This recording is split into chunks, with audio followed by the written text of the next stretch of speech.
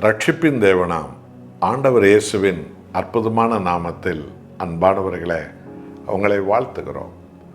பரிசுத்த ஆவியானவர் உணர்த்தும் ஒவ்வொரு செய்திகளும் அந்தந்த நாளுக்குரிய மிக ஆழமான விளக்கங்களை எங்களுக்கு கொடுக்கிறது என்று உங்களில் ஏராளமான பேர் எங்களுக்கு அந்த சாட்சியை சொல்லுகின்றீர்கள்.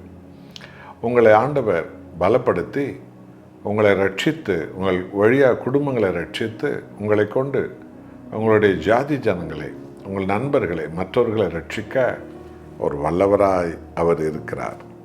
லூக்கா 24 அதிகாரத்தில் 47வது வசனம், அன்றியும் மனம் திரும்புதலும் பாவ மன்னிப்போம் எருசலேம் தொடங்கி சகல தேசத்தாருக்கும் அவருடைய நாமத்தினாலே பிரசங்கிக்கப்பட வேண்டியது, நீங்கள் இவைகளுக்கு சாட்சிகளாக இருக்கிறீர்கள் என்று சொன்னார்.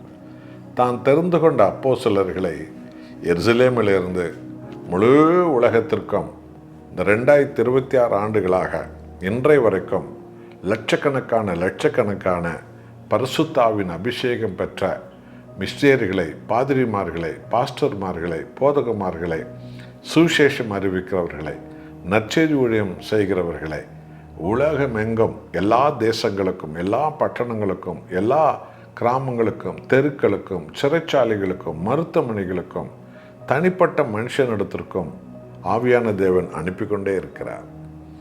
எருசலேமில் ஆரம்பிக்கப்பட்ட மனம் திரும்புதலும் பாவ மன்னிப்போம். பார்த்தீர்களா?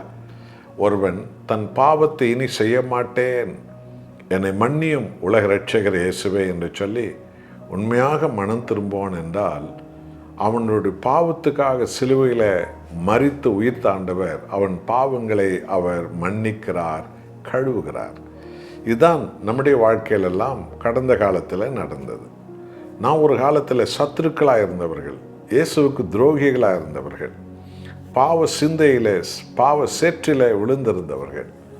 ஆனால் ஆண்டவராக இயேசுவனுடைய வார்த்தை நம்மை தொட்ட போது ஏதோ நம்ம எல்லோரும் பாவ அக்கிரமங்களுக்காக மன்னிப்பு கேட்டு மன வருந்தி தேவனை தேடினோம்.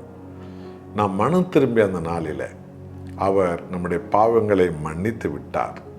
எருசலேமில் ஆரம்பிக்கப்பட்ட அந்த மாபெரும் மனம் திரும்புதலும் பாவ மன்னிப்பின் ஊழியம் முழு உலகத்திற்கும் இன்றைய வரைக்கும் அது போய்கொண்டே இருக்கிறது. எத்தனை பிசாசுகள் எழும்பினாலும் சரி, எத்தனை அரசியல்வாதிகளை பிசாசுகள் பிடித்து அரசியல் சட்டத்தின் வழியாகவே எத்தனை தடைகளை கொண்டு வருவதாக பிசாசு நினைத்தாலும் சரி, எல்லாம் தவிடுபடியாக மாறிவிடும். இதுதான் கிறிஸ்தவத்தின் வரலாறு உலகம் முழுவதும். ஆகவே எருசலேமில் ஆரம்பிக்கப்பட்ட அந்த மனம் திரும்புதலும் அந்த பாவ மன்னிப்பின் அந்த ரட்சிப்பின் ஊழியம் கிறிஸ்து வரமட்டம் உலகமெங்கும் நடைபெறுகிறது. அன்பானவர்களே, நீங்கள் உண்மையாக மனம் திரும்பும்போது உங்கள் பாவங்களெல்லாம் மன்னிக்கப்படும். ஆண்டவர் உங்களை ரட்சிப்பார். உங்கள் குடும்பம் ரட்சிக்கப்படும். உங்களுடைய சொந்த பந்தங்கள் ரட்சிக்கப்படுவார்கள். உங்களை கொண்டு அநேகரை ஆண்டவர் ரட்சிப்பார்.